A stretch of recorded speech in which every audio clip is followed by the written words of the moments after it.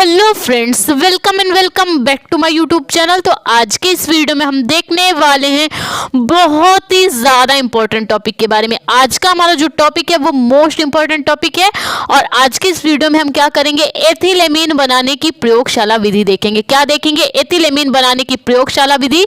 प्रयोगशाला में एथिलेमीन कैसे बनाया जाता है, मोस्ट इंपॉर्टेंट आपका आज का वीडियो होने वाला है। मोस्ट इंपॉर्टेंट प्रयोगशाला विधि हर साल ज़्यादातर बोर्ड एग्जाम में आती ही आती है, इसको अच्छी तरह से तैयार कर लेना। बिना आपका टाइम वेस्ट किए स्टार्ट करते हैं हमारी आज की प्रयोगशाला विधि। ठीक है, तो चलिए बात कर लें एथिलेमीन का साधारण नाम क्या होता है। ठीक है, एथिलेमीन का साधारण नाम भी एथिलेमीन ही होता है। क्या होता है? एथिलेमीन का साधारण नाम भी एथिलेमीन ही होता है। ठीक है, अगर हम इसके सूत्र के बारे में बात करें कि इसका सूत्र क्या होता है, तो इसका सूत्र होता है एथिल समूह। सबसे पहले लगाएंगे भाई, एथिलेमीन है तो एथिल समूह C2H5।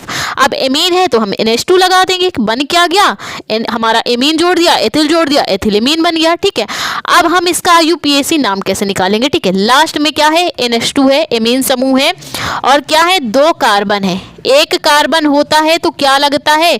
मेथ लगता है। IUPAC बनाने के लिए 2 कार्बन होते हैं तो क्या लगता है? एथ लगता है। 3 कार्बन होते हैं तो प्रोप लगता है। ठीक है, तो हमारा क्या है? 2 कार्बन है यानी एथ लगेगा, एथेन। ठीक, एथेन लगेगा plus amine, ethane plus amine यानी कि क्या बन जाएगा इसका IUPAC नाम? एथेनामीन। क्या बन जाएगा? Ethanamine. Ethane plus amine, ethanamine. ठीक, तो एथिलेमीन का साधारण नाम एथिलेमीन है। सूत्र इसका C2H5NH2 है।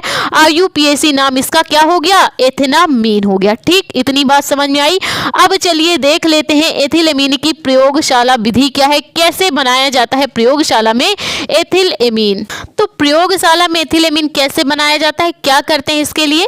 प्रयोगशाला में हम लेते हैं प्रोपियोनोमाइड। क्या लेते हैं हम प्रयोगशाला में? प्रोपियोनोमाइड, यानी कि इसका फॉर्मूला होता है C2H5CONH2। क्या होता है प्रोपियोनोमाइड का फॉर्मूला? C2H5CONH2। क्या करते हैं हम प्रयोगशाला में? हम प्रोपियोनोमाइड में ब्रोमीन तथा कास्टिक पोटास मिलाते हैं। क्या मिलाते हैं? ब्रोमीन मिलाते हैं और कास्टिक पोटास यानी कि पोटेशियम हाइड्रोक्साइड KOH मिलाते हैं। ठीक है, ये जो हमारा KOH का विलयन है ये आधिक्य में मिलाते हैं। क्या करते हैं? इस विलयन को हम आधिक्य में मिलाते हैं। हम करते क्या है प्रयोगशाला में?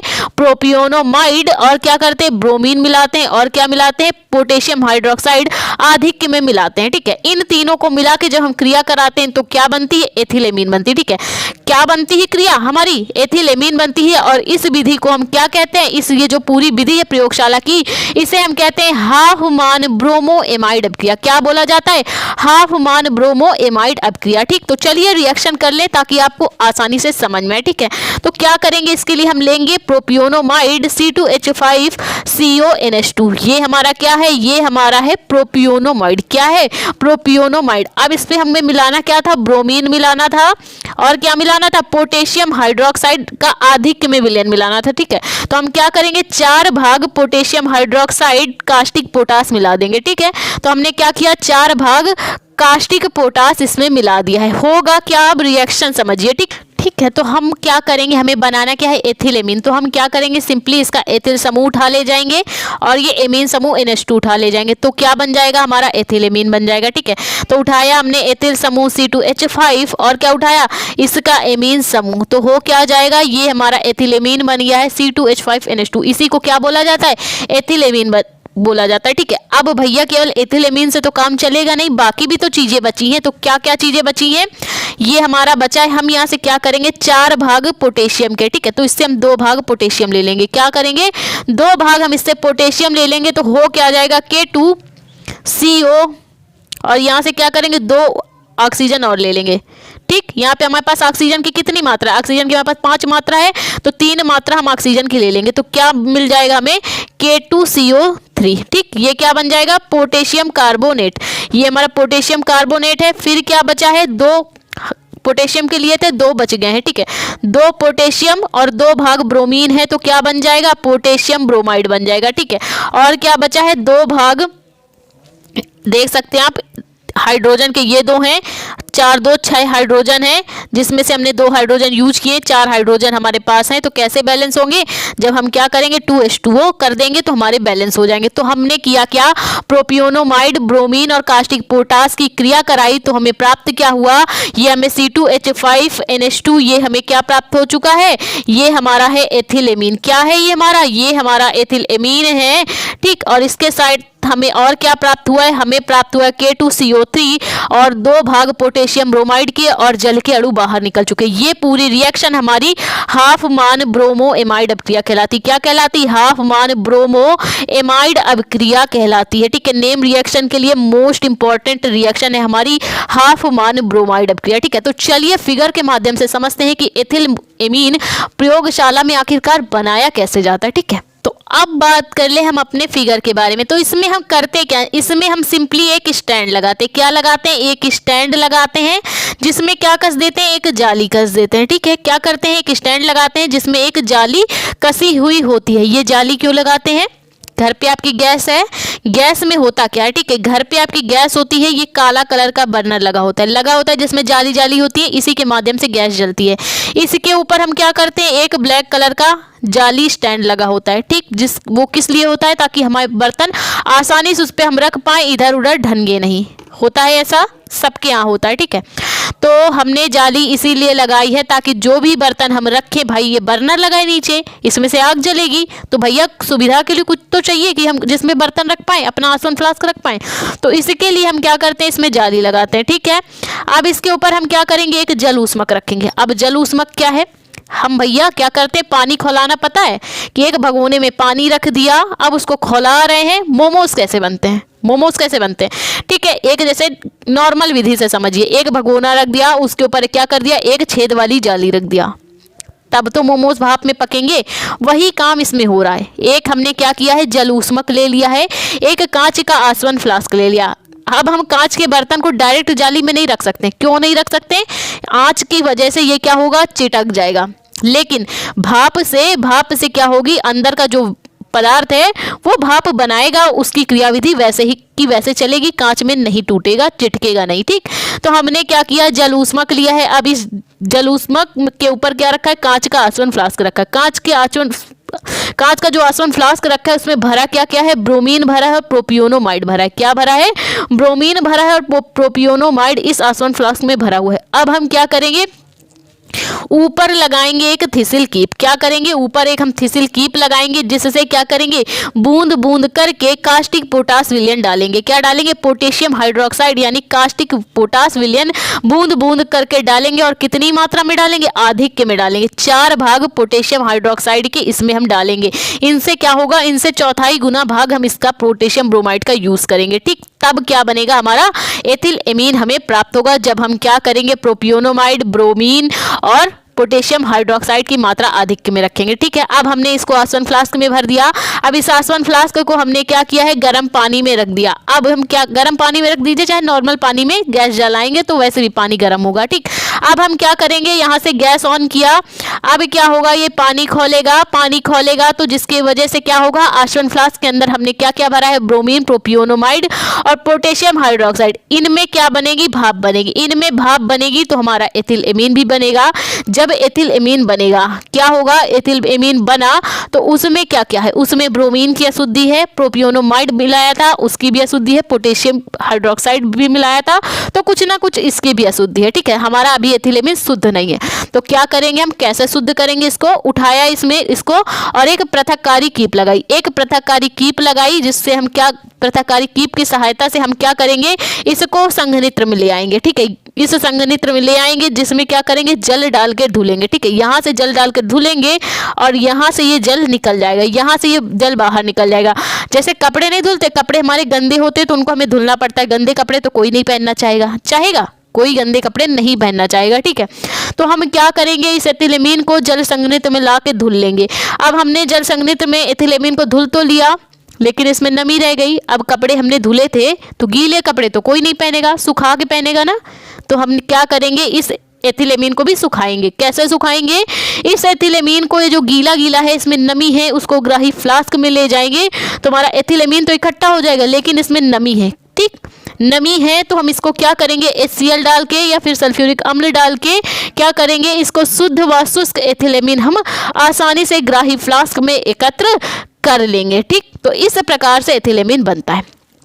एक बार फिर समझ लीजिए, एक हमने स्टैंड लगाया है जिसमें जाली कसी है, इसके ऊपर क्या करेंगे, हम एक जल ऊष्मक रख लेंगे, जल ऊष्मक के ऊपर एक कांच का आसवन फ्लास्क रख लेंगे जो कि लोटे की आकृति का होता है। कैसे होता है, जैसे हमारा लोटा होता है वैसी आकृति का हमारा आसवन फ्लास्क कांच का होता है। ठीक है, अब इस आसवन फ्लास्क में हमने भरा क्या है, ब्रोमीन और प्रोपियोनोमाइड भर लिया है। ऊपर लगाई है एक थिसिल कीप जिससे हम क्या करते हैं, बूंद बूंद करके कास्टिक पोटास विलयन डालते हैं, यानी पोटेशियम हाइड्रोक्साइड विलयन आधिक्य में डालते हैं। ब्रोमीन और प्रोपियोनोमाइड जितना है उसका हम डबल या चौगुना पोटेशियम हाइड्रोक्साइड मिलाते हैं। ठीक है, अब हमने गैस चालू की, अब बनाएंगे तो क्या होगा भाई, भाप बनेगी। हमने थर्मामीटर भी लगाया, थर्मामीटर इसलिए लगाया है कि ये पानी ज़्यादा जरूरत से ज़्यादा गर्म ना हो जाए और ना ही कम गर्म हो। ठीक है, इसको मापने के लिए यहाँ पे थर्मामीटर लगाया। जो इन सब चीज़ों से क्या हुआ, एथिलेमीन की भाप बनी। इस एथिलेमीन की भाप में अभी क्या है, अशुद्धियाँ। अशुद्धियों को हम क्या करेंगे, संघनित्र में लाएंगे जिसमें इन अशुद्धियों को ठंडा जल डाल के धुल लेंगे। अशुद्धियों को हमने ठंडा जल डाल के धुल लिया है। अब इस नमी युक्त को ग्राही फ्लास्क में नमी युक्त एथिलेमीन ग्राही फ्लास्क में एकत्र कर लेंगे और इसमें क्या करेंगे, H2SO4 और HCl डाल के क्या करेंगे, शुद्ध व शुष्क एथिलेमीन हम प्राप्त कर लेंगे। इस प्रकार से प्रयोगशाला में इस फिगर के माध्यम से एथिलेमीन बनाया जाता है। ठीक है, तो चलिए विधि के माध्यम से समझ लें ताकि आपको और भी ज़्यादा अच्छे से समझ में आए।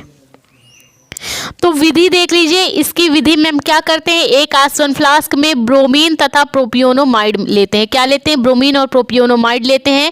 फिर इस पात्र को जल ऊष्मक के ऊपर रख देते हैं। कहाँ रख देते हैं, जल ऊष्मक के ऊपर रख देते हैं तथा थिसिल कीप से बूंद बूंद करके पोटेशियम हाइड्रोक्साइड विलयन गिराते हैं। ठीक है, तथा 60 से 70 डिग्री सेंटीग्रेड ताप पर एथिलेमीन का निर्माण होता है। कितने डिग्री टेम्परेचर पर, 60 से 70 डिग्री सेंटीग्रेड ताप पर एथिलेमीन का निर्माण होता है। परंतु अभी इसमें अशुद्धियां हैं जिसे जल संघनित्र में ले जाके हम क्या करेंगे, धुल लेंगे। फिर इस नमी युक्त जो हमने एथिलेमीन प्राप्त किया उसमें HCl डाल के हम क्या करेंगे, नमी को भी दूर कर लेंगे और ग्राही फ्लास्क में शुद्ध व शुष्क एथिलेमीन प्राप्त कर लेंगे। तो अब बात करें एथिलेमीन के भौतिक गुण के बारे में, तो देख सकते हैं आप, यह जल, एल्कोहल व ईथर में विलेय है।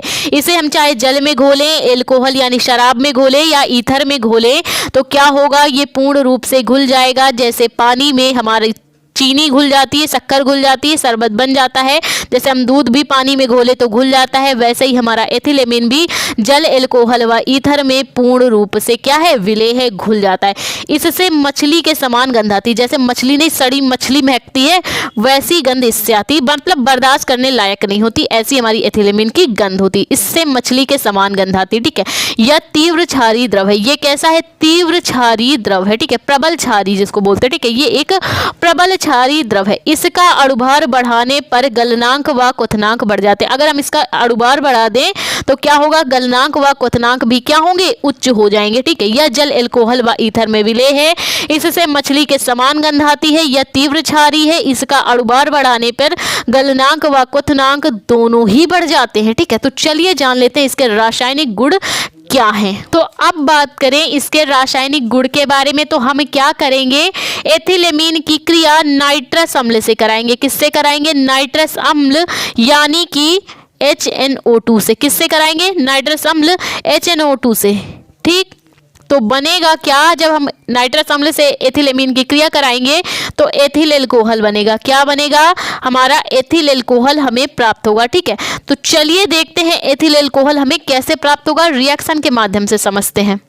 तो इसके लिए सिंपली हम करेंगे क्या, हम लेंगे एथिलेमीन C2H5NH2। क्या लेंगे, एथिलेमीन C2H5NH2 लेंगे और क्या लेंगे, नाइट्रस अम्ल HNO2 लेंगे। क्या लेंगे, ये हमारा नाइट्रस अम्ल है, ये हमारी एथिलेमीन है। ठीक है, तो होगा क्या भैया, एथिल एल्कोहल बन रहा है। ठीक है, तो क्या करेंगे, एथिल समूह उठा ले जाएंगे। एथिल समूह उठा लिया हमने C2H5 और क्या बन रहा है, एथिल एल्कोहल। अल्कोहल है तो क्या चाहिए हमें, हाइड्रोक्सिल समूह OH चाहिए।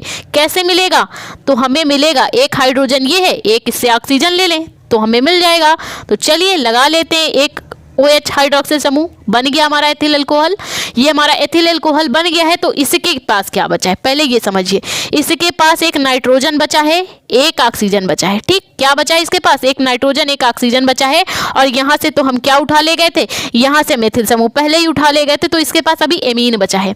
तो इनसे क्या बनेगा, इनसे क्या होगा, हम पहले नाइट्रोजन मुक्त करा लेंगे। क्या हो जाएगा, नाइट्रोजन। ये हमारा एक नाइट्रोजन, एक ये है, एक ये है, ये नाइट्रोजन मुक्त हो गया। अब इसके पास और क्या बचा, इसके पास 2 हाइड्रोजन के बचे हैं, एक ऑक्सीजन का बचा है। ठीक है, तो ये क्या हो जाएंगे, ये हमारा जल बना के बाहर फुर्र से निकल जाएगा। ये हमारा क्या बच गया है, ये हमारा एथिल अल्कोहल हमें प्राप्त हो जाएगा।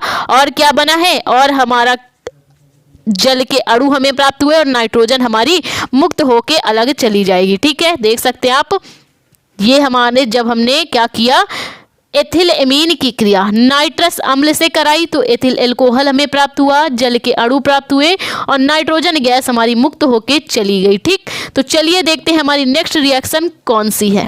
हमारी अगली रिएक्शन है, जब हम एथिल एमीन की क्रिया एस्टिल क्लोराइड से कराएंगे तो हमें एस्टामाइड प्राप्त होगा। ठीक है, तो ये कहना ही नहीं है कि हमें एस्टामाइड प्राप्त हुआ, रिएक्शन जब करेंगे तभी केमिस्ट्री में नंबर मिलेंगे। ठीक है, तो हम लेंगे क्या, हम इसके लिए लेंगे एथिल एमीन। ठीक, C2H5NH2 क्या है, ये हमारा एथिलेमीन है। साथ में हमें क्या मिलाना है, एस्टिल क्लोराइड CH3COCl मिलाना है। क्या मिलाना है, एस्टिल क्लोराइड CH3COCl मिलाना है। ठीक है, मिला दिया। अब बनेगा क्या, एस्टामाइड। कैसे बनेगा, तो सबसे पहले तो ये समझिए कि हमें क्या करना होगा, इसका एथिल समूह, ठीक, इसका एथिल समूह उठाया और क्या उठाएंगे, ये जो आपका एक नाइट्रोजन है यहाँ तक हम उठा लेंगे। तो हमने किया क्या, C2H5N। ठीक, केवल हमने ये हाइड्रोजन के 2 अणु छोड़ दिए हैं, बाकी पूरा उठा लिया। तो हमने C2H5N उठा लिया है। अब यहाँ से क्या करेंगे, यहाँ से फिर हम इसको उठा लेंगे CH3CO को। तो लेकिन इसको उठाएंगे कैसे, इसको हम उल्टा कर देंगे। ये जो CO है ये पहले आ जाएगा, बाद में CH3 क्या हो जाएगा, COCH3। आप चाहें तो इसको ऐसे भी कर सकते थे, CH3CO फिर N लगाते C2H5, तो भी हमारा एस्टामाइड ही बनता। ठीक है, तो ये हमारा क्या बन चुका है, ये हमारा एस्टामाइड बन गया है। क्या बन गया है, ये हमारा एसिटामाइड बन गया है। और बचा क्या है, H2 बचा है। ये एक H यहाँ लगेगा, सॉरी यहाँ पे एक H लगेगा। ठीक, एक H यहाँ पे लगेगा, नाइट्रोजन के बाद एक हाइड्रोजन हम लेंगे, केवल एक हाइड्रोजन बचाएंगे। ठीक है, C2H5NHCOCH3 ये हमारा अब एस्टामाइड बन गया है। और अब यहाँ पे क्या बचा है, एक हाइड्रोजन बचा है, यहाँ पे एक क्लोरीन बचा है, जो क्या करेगा, हाइड्रोजन क्लोरीन को लेकर चला जाएगा तो हाइड्रोक्लोरिक अम्ल बन जाएगा। तो किया क्या हमने, एस्टिल क्लोराइड की क्रिया जब एथिल एमीन के साथ कराई तो हमें एस्टामाइड और हाइड्रोक्लोरिक अम्ल के अणु प्राप्त हो चुके। बात कर लें एथिल एमीन के उपयोग के बारे में, तो प्रयोगशाला में अभिकर्मक के रूप में एथिल एमीन का उपयोग किया जाता है। क्या किया जाता है, प्रयोगशाला में अभिकर्मक के रूप में एथिल एमीन का उपयोग किया जाता है। दवाइयों के निर्माण में एथिल एमीन का उपयोग किया जाता है। प्लास्टिक के उत्पादन में एथिल एमीन का उपयोग किया जाता है। और रंगों के उत्पादन में भी एथिल एमीन का बहुत ही ज्यादा उपयोग किया जाता है। ठीक है, तो आई होप आपको एथिल एमीन बनाने की प्रयोगशाला विधि अच्छे से समझ में आई हो तो प्लीज वीडियो को लाइक, हमारे चैनल को सब्सक्राइब करें। Thank you for watching this video.